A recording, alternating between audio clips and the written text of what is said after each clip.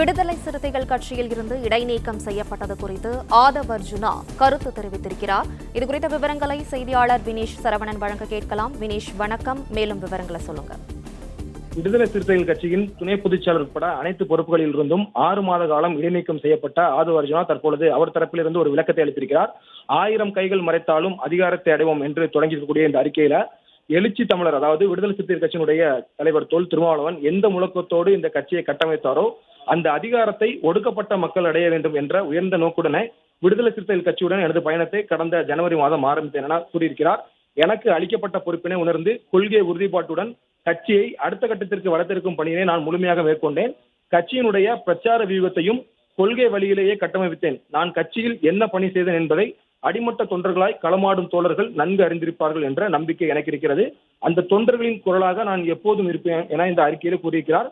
தலைவரின் கையெழுத்திட்ட துணை பொதுச்செயலர் என்கிற கடிதம் எனக்கு கிடைக்கப்பெற்ற போது என்ன மனநிலையில் இருந்தேனோ அதே மனநிலையில் இப்போது நான் தலைவரின் கையெழுத்திட்ட வெளியாகக்கூடிய இடைநீக்கம் குறித்த கடிதத்தையும் எதிர்கொள்கிறேன். தலித் மற்றும் பிற ஒடுக்கப்பட்ட மக்களுக்கான ஆட்சியிலும் பங்கு, அதிகாரத்திலும் பங்கு என்ற முழக்கத்தை அந்த மக்களுக்கான அதிகாரம் கிடைக்கும் வரை தொடர்ந்து முழங்கிக் கொண்டே இருப்பது என்னுடைய நேர்மையான அரசியலாகவும் இருக்கும் என என்னுடைய தோழர்கள் மத்தியில் இதுபோன்று பதிவு செய்ய கடமைப்பட்டிருக்கிறேன்.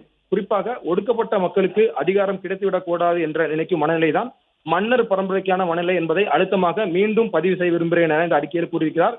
குறிப்பாக விடுதலை சிறுத்தைகள் கட்சியினுடைய துணை பொதுச்செயலர் உட்பட அனைத்து பொறுப்புகளில் இருந்தும் அவர் நீக்கம் செய்யப்படுவதற்கான காரணத்தை பொறுத்தவரை கடந்த 4 நாட்களுக்கு முன்பாக நடந்து முடிந்த ஒரு புத்தக வெளியீட்டு விழாவில் மன்னர் பரம்பரை என்ற கோட்பாட்டை முன்வைத்து அவர் பேசியிருந்தார். மீண்டும் இதே அறிக்கையில மன்னர் பரம்பரைக்கான மனநிலை என்பதை அழுத்தமாக பதிவு செய்ய விரும்புகிறேன் எனவும் குறிப்பிடாக கோடிட்டு காட்டியிருக்கிறார். இந்த மக்களுக்கான அதிகாரத்தை தட்டி பறிக்கும் அந்த மனநிலையை எதிர்காலத்தில் தேர்தல் பிரச்சாரத்தின் மூலம் உடைத்தெறிந்து ஜனநாயக வழியில் அதை பெரும் போராட்டத்தில் பங்கெடுக்கும் பணியில் தீவிரமாக ஈடுபடும் என்றும் குறிப்பிட்டிருக்கிறார்.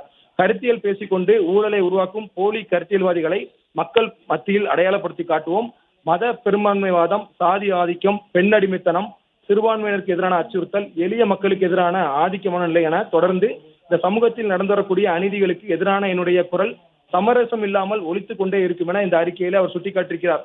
புரட்சியாளர் அம்பேத்கர், பெரியார், அண்ணா ஆகியோருடைய கருத்துக்களை உள்வாங்கி அரசியல் நடத்த துவங்கினேன். அந்த கொள்கைகளின் வழியில் எனது பயணம் தொடர்ந்து முன்னேறும் எனவும் குறிப்பிட்டிருக்கிறார்.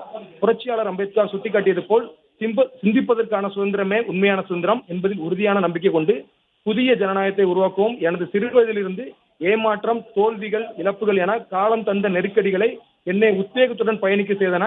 கட்சி தலைமையின் இந்த நடவடிக்கையினை அந்த காலத்தின் கரங்களில் ஒப்படைக்கிறேன் எனவும் இந்த அறிக்கையில் கூறியிருக்கிறார். 1000 கைகள் மறைத்தாலும் ஆதவன் மறைவதில்லை என்று ஆதவ் அர்ஜுனா தன்னுடைய அறிக்கையிலே குறிப்பிட்டிருக்கிறார். 4 நாட்களுக்கு முன்பாக எந்த கருத்தை முன்வைத்து அவர் கட்சியிலிருந்து தற்பொழுது இடைநீக்கம் செய்யப்பட்டாரோ அதே கருத்தை மீண்டும் முன்வைத்து இந்த அறிக்கையை அவர் வெளியிட்டிருக்கிறார்.